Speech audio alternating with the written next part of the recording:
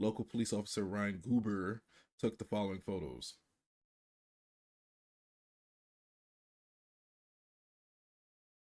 Hmm. All right. Well, we're here. Let's do this. No, don't let the photos be something crazy.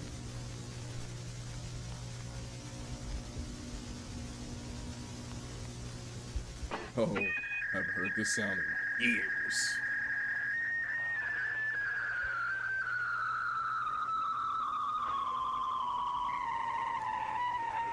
I'm sorry.